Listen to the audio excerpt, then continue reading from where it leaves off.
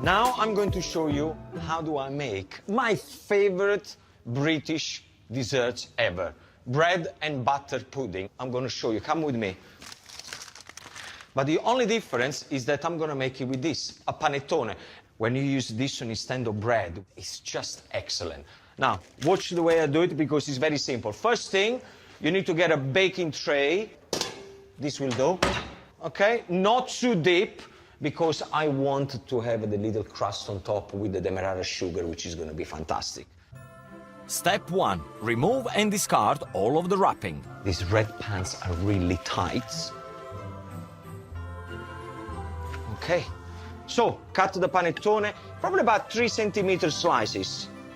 Look at that. Look the middle. Generously spread salted butter on the slices. And if you don't have panettone, because it is called panettone, not panettoni, as everybody says, panettone. If you don't have that, you can use a brioche, any brioche will do, some leftover croissant. Then cut the slices in triangles. I'm using 50 grams of the flaked almonds, scattering half on the bottom of the tray, leaving the rest for later. Then layer the slices on top. I'm gonna put this one here. And if you got any leftover, don't you dare throw it away. Just keep it on a plate, and later on you can have a nice cup of tea. Bring 750 milliliters of milk with the zest of 1 unwaxed orange to the boil and leave it to rest. Then in a bowl, beat 3 eggs and 50 grams of custard sugar together. Add in 2 tablespoons of Cointreau. Then slowly add in the orangey milk, mixing all the time to avoid it turning into scrambled eggs. Look at that. Okay, so once you've done that, put it on the side. You need to get a tray that can accommodate the panettone and butter pudding. Kettle on. Is that my bread and butter pudding? No, this is the panettone butter, the one I always do my recipe. Oh, your great-great-grandmother? Or was it my great-great-grandmother's time? I think it was Delia. Do you know what you're doing? I know what I'm doing. This is mine now? Yeah. Can you do me a favor, baby, the potatoes? Can we boil them 20 minutes? I need this for the gnocchi. Finally, ladle your custard over the panettone slices. Is this okay? Yeah, perfect. Okay. No, I know what I'm doing. What do you want in this? Just water? I'm talking to my fans. No, I need the kettle.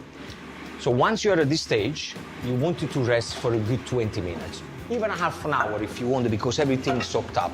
Then switch on the oven, which I've already done that. You want it to about 180 degrees, okay? And it's gonna be perfect. Now fill the tray halfway up with hot water. Now let me give you a tip. I do this quite often, so I can do the movement from here to the oven. If you are in the oven, you can put the hot water as the tray is in the oven, which is much safer. So however you want to do it, but please be careful because it's gonna be hot. I got demerara sugar now. Now this is gonna make a nice little crust at the end. Okay? Then, where is the foil? I've never used boiling water. That's the reason why I am Gino D'Acampo and you're not. No, I got my own foil, thank you. Do you want my fans to follow your recipe or to follow mine? Considering I'm British and it's a British dessert, I think on this occasion they might want to follow mine. Yeah, you're probably right. So let me recap for you guys. This stays in the oven for 35 minutes, 180 degrees. Then take it out, foil in the bin, sprinkle with the remaining flaked almonds, in the oven again, 20 minutes, job done. Ready to make gnocchi? Yeah. Okay, let's do this. Now, do you know why we keep the skin on? No. Because if you peel the potato and then you boil it, loads of water is going to get into the potato, and then it's going to be very watery, and then you're going to end up with a very watery mashed potato. Mia, you can start to peel them. Oh, wow, they're really soft. They're really soft. Look how the skin comes off nice and easy. They're so smooth. I want to tell you a story. When I was your age, my grandfather used to make potato gnocchi, and when I saw him the first time making the gnocchi, then is when I decided I wanted to be a chef. How about that? Maybe I want to be a chef. Like whom? Who is your favorite chef now? Probably Gordon. Moving on. So then what we do, we put in there, and we just squeeze it. Oh, wow, that's... So we want 1 kilo of potato for 6 to 8 people. Can I try? Yes, of course you can. Right, go. Push, woman. Push! There you go. That's hard. That's it. Job done. You know, this is what we use it for when we make pizza. Make a well. In there put 300 grams of plain flour, 1 whole egg, and an egg yolk. Wash your hands. At this point, we're going to put a little bit of salt, a little bit of black pepper, and 30-40 grams of pecorino cheese, no more than that. Mix using a fork first, before diving in with your hands to bring the dough together. And how simple the ingredients. Potato, eggs, Very flour, simple. bit of salt and pepper, pecorino cheese. That's exactly what you want to achieve. Now, once you make the dough, what we do, we clean up this one. Oh. We're going to sprinkle a little bit of semolina on the bottom. We pick up some of the dough. This one. Put a bit of semolina in your hands. Now, from the middle, slowly, slowly, you stretch it and you go outside. Just be gentle. What you want to do about 3 centimeters thick. Once you have one long sausage, then what you cut this one in half. Once you put it on top, one you put it on the bottom. Then you're gonna sprinkle the semolina on top, and then what I want you to do, you do like little pieces like that. Oh, is that how you make the gnocchi? That's it. You can carry on. Not too big, yeah? That's it. Brava. Brava. And the reason why we're using the semolina is because normal flour would attach to the potato and it's gonna get all sticky. The semolina doesn't stick to the potato. Do you know how do we make the ridges of the gnocchi, the little lines on the gnocchi? I don't think so. Okay, I'm gonna show you. This is called forking the gnocchi. So what you do, you put a little semolina here, then you go on the gnocchi and you just go like that. So do it That's how you again. do You just it. push it very gently and you just let it fall. I need to go and check the meat. Can I leave you here to do all the Yeah. gnocchi? And when you're ready, cook the gnocchi in boiling water for about 2 to 3 minutes until they float to the top. Ah, you finally here? We think we smashed it. What do you mean with now? They think there's my shit. Let me see. That's it, right? Oh, yes. You did follow my instruction. This is perfect. You two vegetable, remember? You do the courgettes. Oh. You do the potatoes. Let's put this baby here. How thin do I do it? Rocco, you all right with the custard? Yeah, I'm trying my best. Wait, is this? Wait, not too thin. The problem is, look how thick is this and how thin is Yeah, no, this. This is gonna... I was giving you a comparison. That was on purpose. I'm using roughly chopped carrots, onions, and loads of rosemary to create a rack for the beef to sit on. If you want gravy, this can make a great base for it.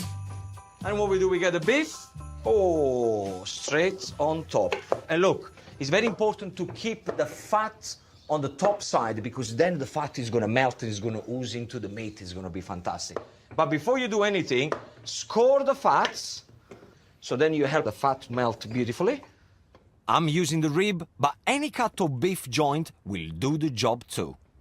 Then extra virgin olive oil, rub it in, then salt, and then loads of black pepper. I like it. Boys, have you seen how easy is this? Yeah, it's super easy. While I've smashed the beef out, Luciano has chopped 750 grams of scrubbed potatoes, skin on, and tossed them into a baking dish with sliced red and yellow peppers. Now, these are the best way to do potato. Learn this because there is no fluffing around you. We don't parboil them, we don't shake them in a tray. You just shovel everything in here, loads of flavors in the oven, job done. Okay, this is done. Super, super facilissimo. Tell my pals what facilissimo means? Easy. Easy. Okay. Well, good luck you two. Remember, everybody's going to be here quite soon. God. Follow the beef. Follow the beef. Now, guys, what I want you to do, you put the oven up 230 degrees. And do me a favor, preheat it for a good half an hour because we want the oven really, really hot. So, very fast, goes in, no foil, nothing on top. 40 minutes like this. Later on, I'll show you what to do. Do you have to turn on the grill? Kind of. This is why we shouldn't be left alone in the kitchen. Oh, that's on. So you get grilling. Should we do an impression of Dad? Go on. Okay, guys, this is super simple. The family can do it, the children can do it. Chuck that in there, chuck this here, grill that there. I mean, I hope he never sees that, to be honest with you. But... Luciano has added 6 whole cloves of garlic, skin off, and around 6 tablespoons of olive oil. But, Luciano... Oh my God, I've forgotten my rosemary. Here I am getting all cocky that I finished. I told you should focus on yourself. What are you talking This is okay, right? This is nice and crispy. They definitely look a lot better like that, with a little bit of colour. See you in a bit. What do you mean? I'm done, man. I'm not gonna hang around you. Oh, how are we doing with everything else? Yeah, really good. Did I hear you and him doing some silly Italian accent? No, don't be silly. Of course not.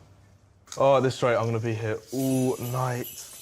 Meanwhile, back to the beef. And after 40 minutes, simple. You put it down to 160 degrees, open the oven, 200 milliliter of red wine, and do remember, don't use wine that is not good, yeah? Because if it's not good for drinking, it should never be good for cooking. So just put it like that, close it, and then 1 hour and a half. Zuccotto is a dome-shaped Italian cake. I'm gonna stuff it with vanilla and chocolate ice cream with a proper Italian meringue. Line a bowl with cling film. You all, at some point, got a present of one of these bad boys here, a panettone. Many of you have no idea what to do with it, but definitely you can do the zuccotto, which is really cool recipe to do. When you get your panettone, make sure you take the paper away, cut a nice slice. The nice end of the panettone goes on the bottom. Press it down a little bit. Remember to take the bottom part and keep it on the side, and I'm gonna show you later on what to do with it. At this point, we're just gonna slice the panettone. They need to be more or less the same size, yeah, because otherwise it's not going to work. So, this one goes here. Look at that. And that's what you got. Look. See, this I like to do because there is no baking. Plus, at Christmas, we need the oven for other stuff, right? So now, at this point, I got a little bit of amaretto liqueur. So start with the bottom. Just make sure that the sponge gets soaked by the amaretto liqueur. You could use sherry. If you don't want to use any liqueur, you could use some orange juice. Let me show you the next job to do. We got some vanilla ice cream. Look what I'm doing. I'm working the vanilla ice cream just a little bit to make sure that I can spread it nicely on my panettone. Now, in here, zest of an orange. Okay, and then I got some cherries and candied peel. Just whatever you got. Straight in there. Now look at that, the way you wanted to do it, come here, is to make sure that very gently you fold everything together. The vanilla goes straight into the sponge. We need to make sure that everything on the side of the sponge is coated by the vanilla ice cream. And leave about 1 centimeter gap on the top, because remember, we're gonna have to put the lid. Now, the only thing that you have to do, in the freezer for 1 hour. Jingle bells, jingle bells. Okay, so this, the chocolate ice cream with hazelnuts that I'm gonna mix all together, this is going to be the heart of my zuccotto. So, mix the hazelnut into the ice cream. I'm also gonna put a little bit of my amaretto liqueur. Not too much, because otherwise it's gonna stop the freezing process. Okay, so what we want to do, very simple, pick up the half of zuccotto that I prepared before. A one-horse open sleigh, or the fields. Vanilla ice cream with the candied peel and cherries, nice and firm. You pick up your ice cream, they go straight in the middle of the zuccotto. And then, remember the lid that I told you before? This is gonna go straight on top, like that. Oh, what fun it is to ride in Then, one horse open this is just sleigh. gonna go on top. Jingle bells, jingle all the way. Well, Now, you're gonna have a lot of cling film that is hanging over the bowl. Put that over. Press it down with your fingers. 2-3 hours in the freezer. Let's do the Italian meringue. So what I got here is 4 egg whites. Make sure that you whip them nice and stiff, that you need to be able to do this. Then I got 225 grams of sugar with 6 tablespoons of water. And you're gonna heat it up to 110 degrees. You keep whisking the egg whites, and slowly, slowly, you are adding the hot sugar. You're making a meringue where the egg white is cooked by the heat of the sugar. Don't rush it. And you see how fluffy it's becoming? And shiny, beautiful and shiny. That's it. Let's put this together. I have to say, already looks very good like this, but we can do better. This needs to look like snow just has fallen on top of the zuccotto. So you're gonna get this peak of meringue. And I want those one because we're gonna burn them with a blowtorch. Okay. So make sure you write a nice letter to Santa Claus and say, Gino said, I want a blowtorch. You can be as artistic as you want. Ecco qua.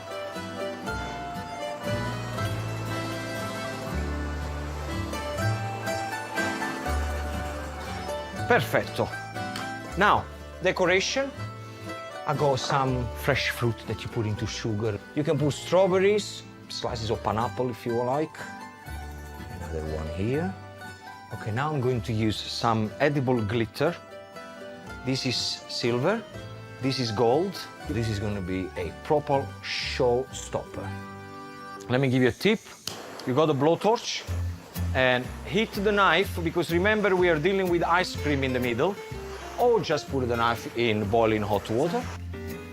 And when we walk along the icy lane, you'll be holding me Look at that. so tight. Auguri di Buon Natale, everybody, and Merry Christmas. The snow is hanging down from the street lamps.